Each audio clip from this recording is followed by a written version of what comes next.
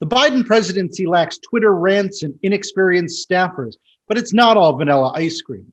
The president has taken unilateral actions to try and undo the damage from the Trump administration, and it's only fueling the partisan divide in Washington.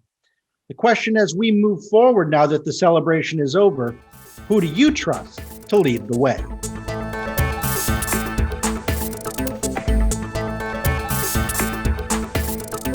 This is The Huddle. With 2 weeks on the job, the shine of unity is starting to wear off for Joe Biden.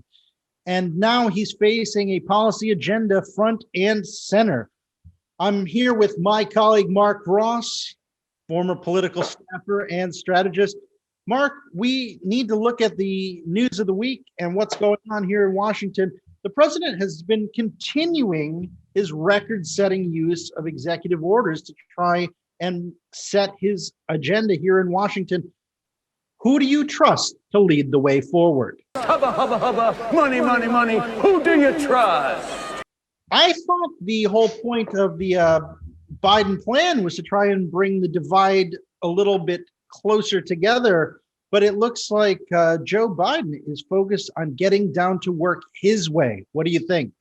Yeah, we have the famous say-do gap. Joe Biden, the campaign trail, saying one thing, people love unity, but when you're in the job, you got to get things going, and they're hitting the ground running. He made the case that he's trying to repair and remove some of the negative foundation that was laid from the last presidential team, and they want to move forward. And I think, this isn't ice skating. You're not being judged on style points. I mean, this is politics. You got to get the job done, and we got to move the country forward. So, yeah, I think the short-term pain will be there, but long-term, I don't think they really care. They really want to get moving and kind of remove some of the negative energy from the last administration. Well, we know here on The Huddle that politics is a team sport. It's also a contact sport. There is definitely no kid gloves here. And I want to bring up Congress. I know this week we confirmed a few more cabinet secretaries. We got Pete Buttigieg is confirmed as the Secretary of Transportation. I think that's Secretary Pete. Now, I think that's his actual Twitter handle is now Secretary Pete. You called it. We also have Alejandro Mayorkas as the Homeland Security Secretary. The big news out of Congress this week, of course, though, is freshman member Marjorie Taylor Greene. She's a rep from Georgia, and she has been nothing but trouble. Who the hell is this woman? Yes, there's not been this big of a freshman hit since the Beatles first came to Washington, D.C. in the early 60s. But here's a woman, Georgia. She represents the 14th district of Georgia, which essentially is the northwest suburb from Atlanta, all the way up to Chattanooga, Tennessee. She's creating quite a stir. She believes in a lot of wacky controversies. She's really said some of the most outrageous things, not only on camera, but also on social media, which is obviously for there to see.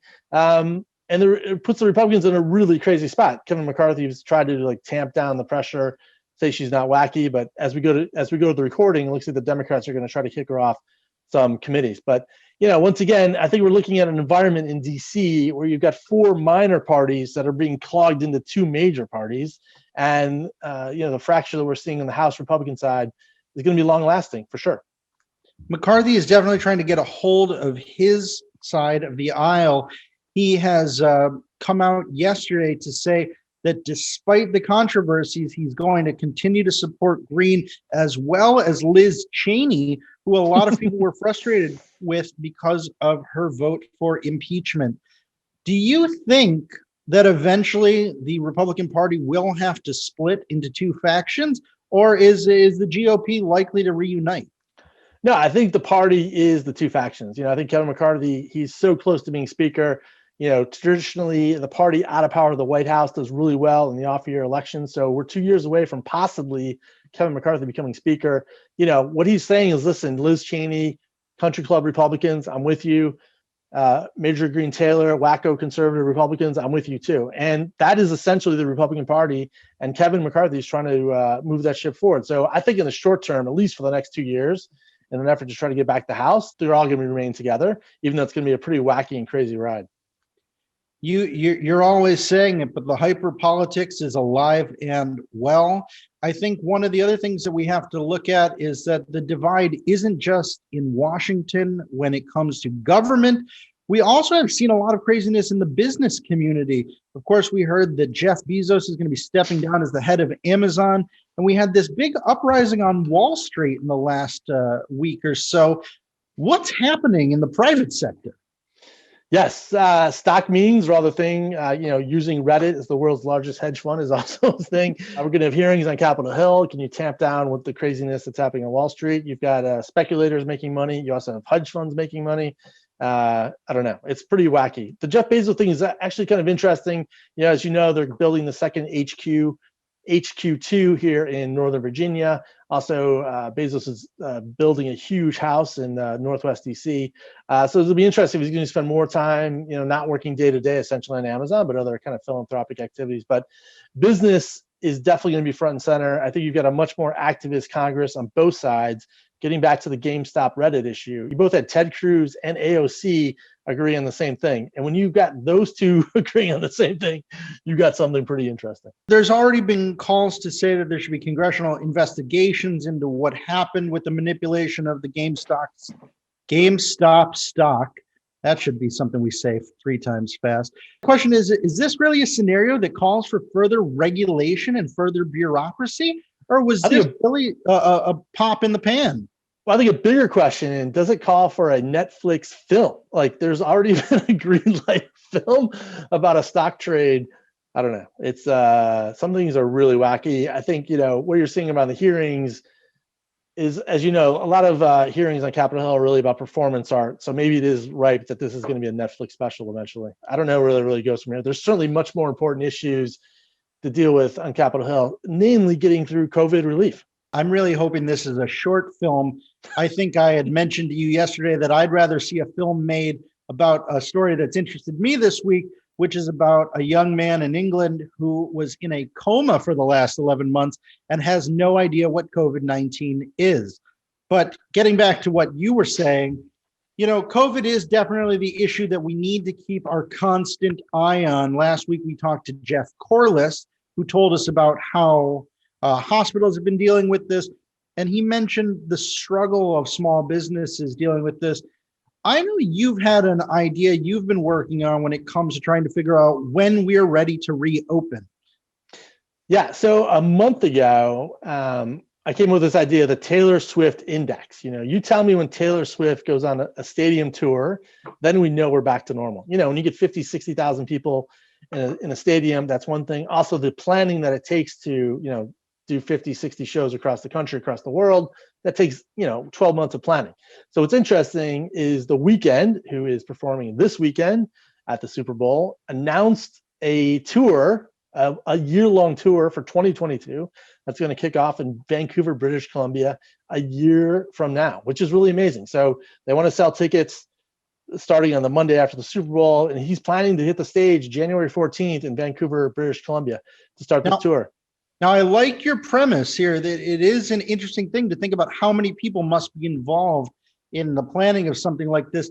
But are cities on board? Are they as confident as the record label or as the Weeknd himself to say that these shows will go forward in just 11 months? I think there's so much pressure. There's so many stakeholders. You're right. I mean, I don't even know. I guess anybody can say I'm going to go on tour. I don't know if a city has to approve it or not. Obviously, you got to book the space or whatever. But he's moving forward. I was on a call earlier today listening to one of the senior executives at Live Nation, and he was talking about just the impact in the UK alone. They lost 80% of the revenue in 2020. It's an industry in the UK alone that employs 200,000 people, and they're looking for massive relief. I think in some ways, the record industry, anything that plans like massive activity, this album that The Weeknd put out was recorded in 2019. He planned to go on tour in 2020. Now he's delaying that to 22. I don't know. It's really an interesting thing, but I think there's this energy and demand to get to going. You really get a plan, almost see what happens. I would suspect that they're going to sell the tickets if they can't do the show. They'll do some kind of rain check policy. It's interesting. Does the city of Vancouver know The Weeknd is coming? I don't know. Well, speaking of planning and demand, obviously this raises the question that a lot of people are asking, which is if the Olympics will happen. That's, a global sized question when it comes to whether or not it's safe or useful to hold the Olympic Games, which were famously delayed from 2020 to 2021 for Tokyo. And obviously, we're running down the barrel towards the Beijing Games that were supposed to happen, I think, a year from now in the winter of 2022. Yeah, today, as we record this, the president of the IOC, in his own Mandarin, welcomed the new Beijing Games, which are the Winter Games that are supposed to happen in 2022. You're right, a year from now, but we still don't have confirmation on whether or not Tokyo is going to happen this summer. We've seen the Davos event that was scheduled for early this spring has now been moved again, delayed again in Singapore. I don't know. I think I don't envy any of these decisions. Like, I have no idea. In some ways, you just got to push forward and kind of, I guess, plan and say these things are happening, whether or not it meets reality. The Tokyo Games, I think, are incredibly important, not only for Japan and what they've done there, but also just, I think it would help here in the U.S. get some kind of unity around us cheering for our various athletes. But these big events, these kind of multinational, global activities, concert tours, Olympics, sporting events, what do you do? Yeah, just beyond the practicality or the logistics of this, there's a lot of questions that people will have if it's safe or effective. I want to focus on that communication today as we head towards our guests. We've got a fun discussion ahead with Erick Sanchez. Maybe you know Erick from some of his most famous antics, like having Kenny Loggins play a concert in his living room.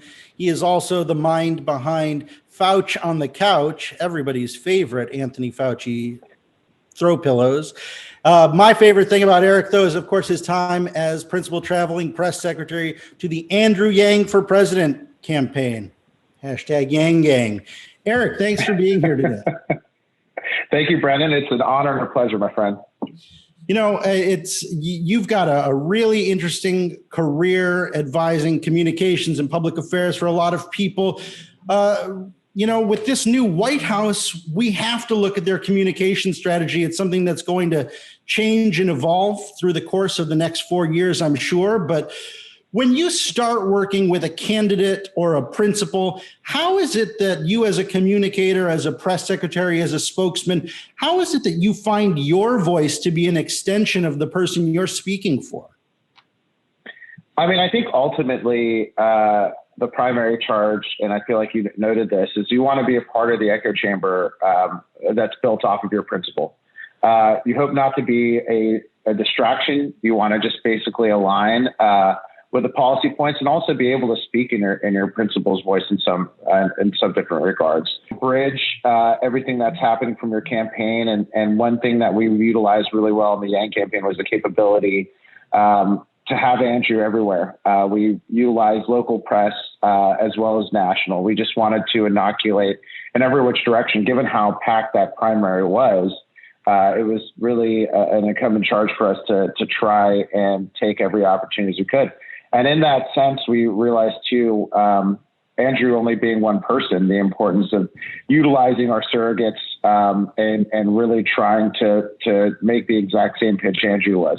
Obviously, White House Press Secretary Jen Psaki, she's been with Joe Biden for a long time. She has a history going back into the Obama administration, but she certainly played a different role back then. She was at the State Department then. This is a new crop of reporters. This is a new crop of people. It's just a different world than it was back then. How is it that also you should start to build that rapport with the people who are covering you? Yeah, no, I think that's a great point. I feel like for Jen Psaki, and I feel like we all kind of thought about this for anyone who was working on the cycle, what the communication shop would look like post-Trump, as it were in any position. And I feel like obviously that's such a forward-facing, obviously very publicly known role, being press secretary of the White House.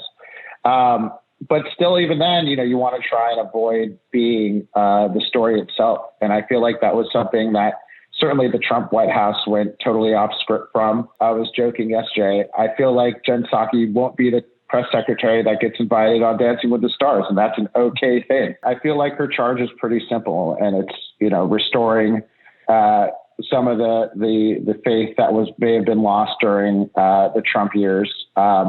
Building a rapport within within the White House Correspondents Association.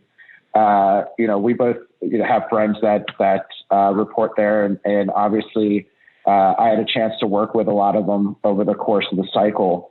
And I mean, it really just takes, and I remember Jen's first press conference where she really made that strong commitment to rebuild with those journalists. There will be times when we see things differently in this room. I mean, among all of us. That's okay. That's part of our democracy. And rebuilding trust with the American people will be central to our focus in the press office and in the White House every single day. I think so far she's done a remarkable job at really just being as objective as possible. Obviously, and I mean, for the one or two questions you might get sitting in the briefing room, it's important to cover some of the topics that may be what would have been a shoulder shrug for Jen previously. But obviously, it's like an administration that's working to reverse course from the previous administration. There are going to be topics that come up that she'll have to address that maybe don't fall in line to what their priorities are. The plane? Sure, we can start there. I was okay.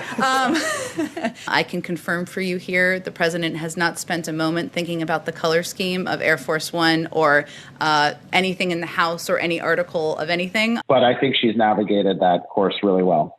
We know in the last administration there was a lot of pushing away the press, especially when there was a question they didn't want to answer. There's already been some criticism thrown at Jen for saying that, maybe she's condescending when the question about Air Force One, the questions about Space Force. Is it just too early to make that kind of judgment that, she's still trying to find her groove when it comes to having the right answers every day? We remember that in the Trump administration, we were doing these briefings about every 80 days, not every single day.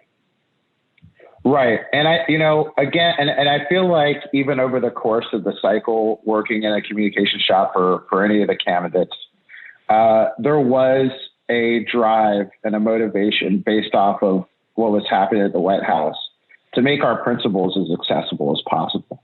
We spent 4 years on the Democratic side with all this anxiety, and especially for the communicators, a resentment for how the White House viewed the media. And on the cycle, our best attempts would be getting our principals to spend as much time in front of the media as possible to, raise awareness for the fact that we, generally have appreciation for the work that they do, and that, if you work efficiently and offer facts and those pieces, that you'll see the benefit in the reporting. But I think it's also probably, for Jen, a kind of a nod towards that anxiety and that, in some ways, like pent up will that, she wants to dismiss some of the policies and agenda points that the Trump White House had.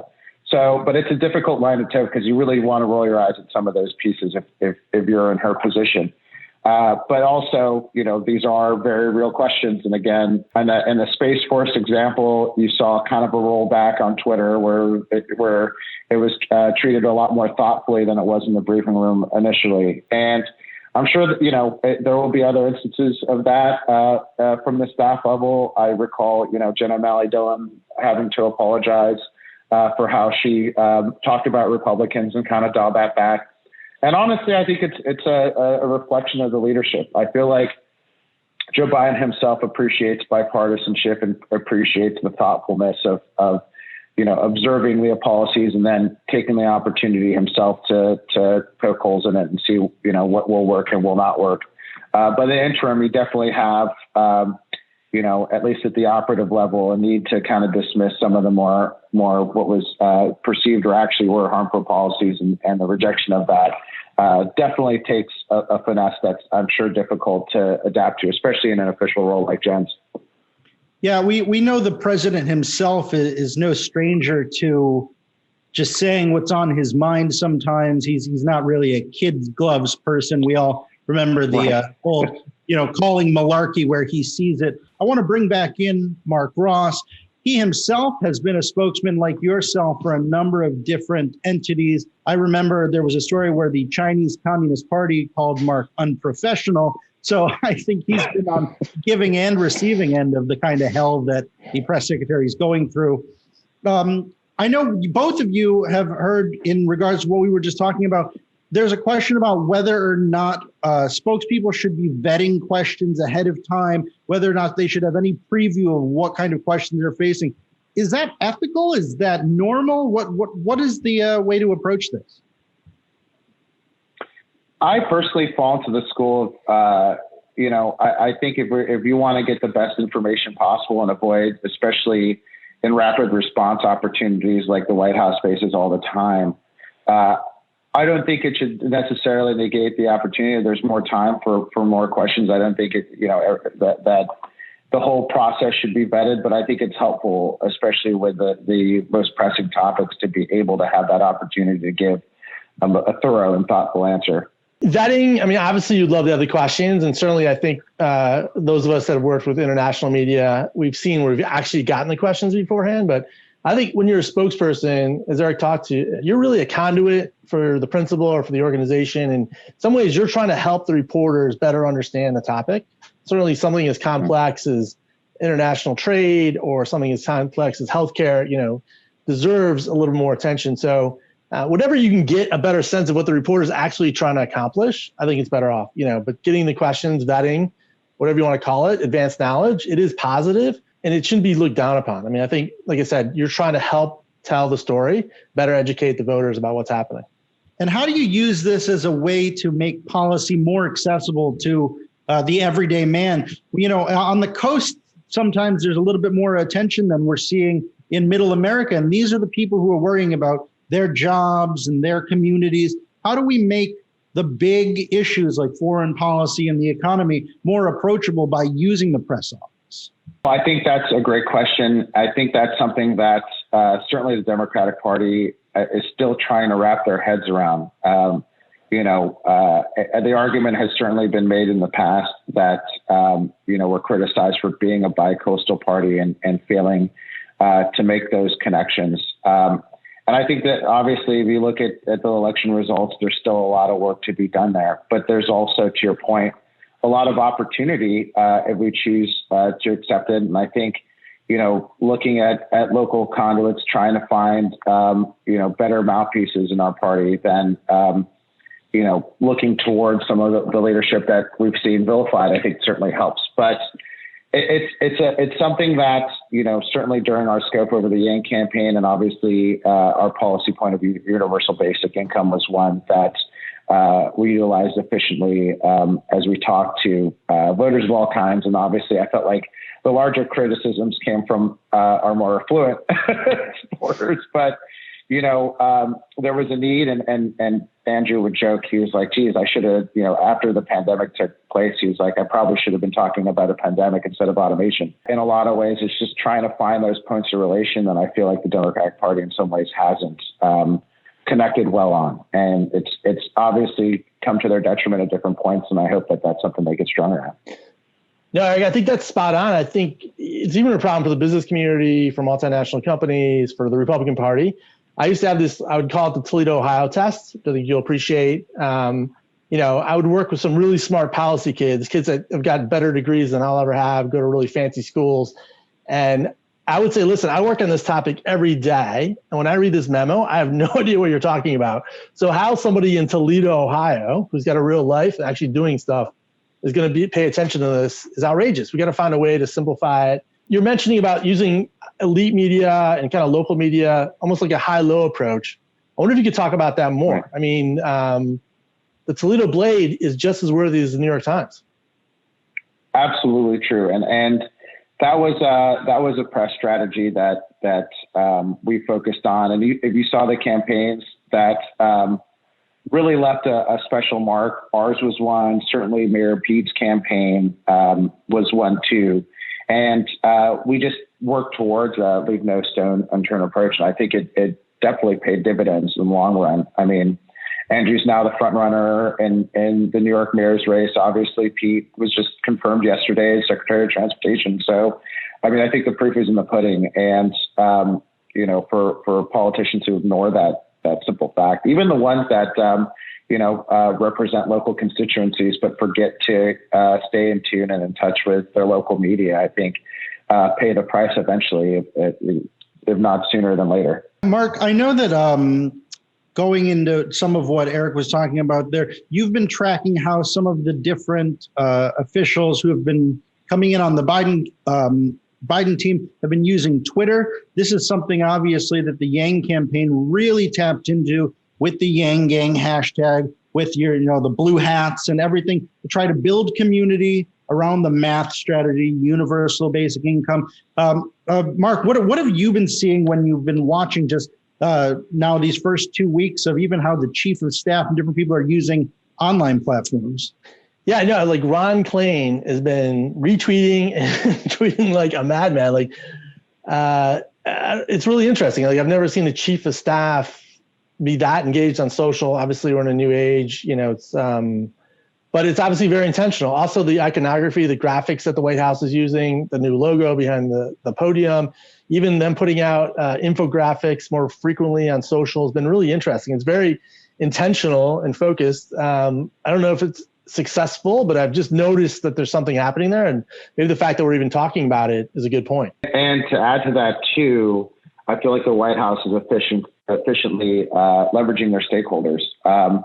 They have been regularly communicating, and you mentioned the graphics. That doesn't just go to the White House. It also comes to the inboxes of folks who carry large social followings that, for this administration falls within their scope. And their social media, their digital team is being really purposeful about making sure that, those materials are disseminated. And I think it really just pays dividends for them personally to be able to do that. It's helping them on the fundraising side, and it's certainly helping them from a policy dissemination side. You mentioned stakeholders in today's world.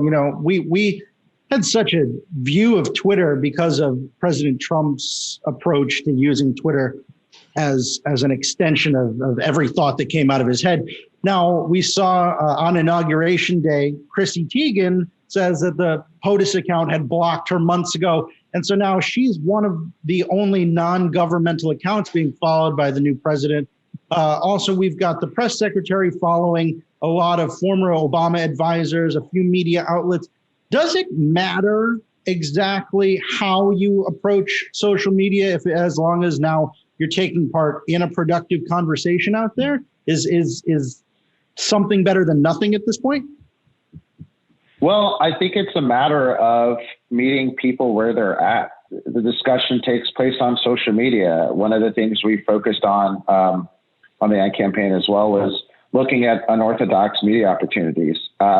His campaign, and he would be the one to say it, was largely launched because of his appearance on the Joe Rogan podcast. And it's just taking the opportunities that had never been seen before, going outside of the Sunday press junket and being able to go on Ellen and take a pie in the face or dance with her or do whatever. I mean, it's just, trying to find new pockets of opportunity to meet and greet, the general population. And if we're working to do things like not look elite, I think it's important for us to not ignore, such popular influencers. Given the seriousness of COVID, it reminds me of the debate after 9/11 that SNL had about when was it going to be okay to be back on the air? When is it going to be okay to laugh again? How is the new administration going to approach that, to say we're in very tough times right now, but at some point they do have to let their guard down a little bit and do some of what you're saying? I think they've done a pretty good job so far at towing that line. You mentioned it from an appearance standpoint, and I think even taking that tone towards some of those more unorthodox opportunities, I think is possible. I remember one of the things that the Obama administration was super intentional about, if they were going to do something like appear on, Zach Galifianakis' Between Two Ferns, was come with a policy initiative in mind. And, when they were hawking for Obamacare, they used a lot of those opportunities to make sure they could get folks to sign up that hadn't already. And I wouldn't be surprised if the Biden administration did more of that. Obviously, they're still getting settled in, but as they're pushing towards getting people vaccinated and all those things, I don't think there's any reason why they can't have fun doing it.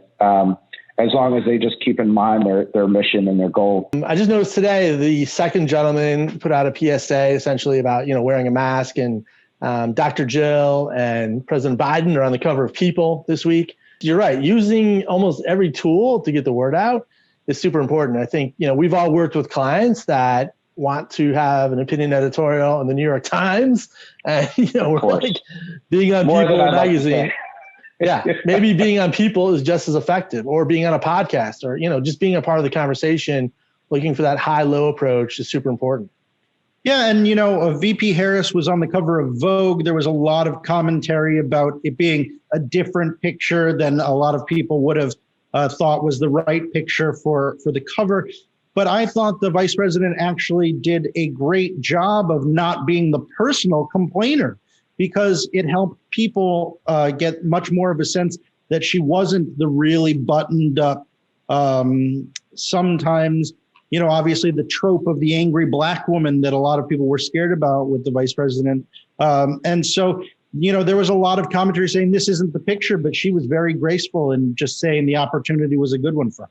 Even for what seems to be a pretty cut, dry forward opportunity, once it hits the court of public opinion, can tilt in either which direction. And I think she certainly played it smart by, whether or not, even if she didn't feel that way in behind curtains, at least put a good public face together there, I think. I want to ask both of you, what do you think is that you'd like to see ahead for this administration? What is just the pie in the sky? If we could get back to normal, what would be something great you'd like to see as initiatives, or something we can talk about? I mean, if I could have lunch at Equinox in the next few weeks, I'd be pretty happy about that. But no, all kidding aside, I think sorting out COVID, getting this relief bill passed in some form, whether it's, $600 million or $2 trillion, whatever it is, getting that going. I think hitting the ground running in terms of foreign policy, I think is super important. But I think they're setting all the strong signals. I mean, it's, we got to remember this guy's only been in the job for 2 weeks. I'm not even sure all of America really knows we have a new president, because the last 4 years were so crazy. But I think they're doing the right thing. I think we're entering the 11th month of this pandemic, and, I think people are getting a little stir crazy, but we got to give it a few more months. But I think they're doing the right things.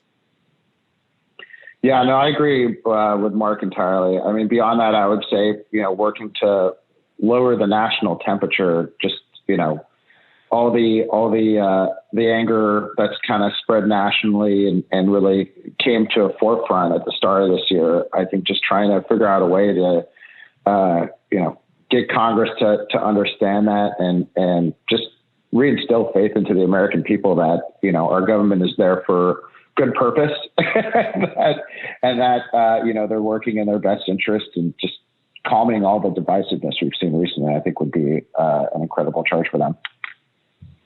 Well, I think that's a good thing. I know a lot of my reporter friends are saying they're getting a little more sleep without having to constantly trace down what the latest action on social media is out of the White House. We've heard it before. The Biden presidency is maybe the boring one, but boring is not bad. So boring's fantastic. I like boring.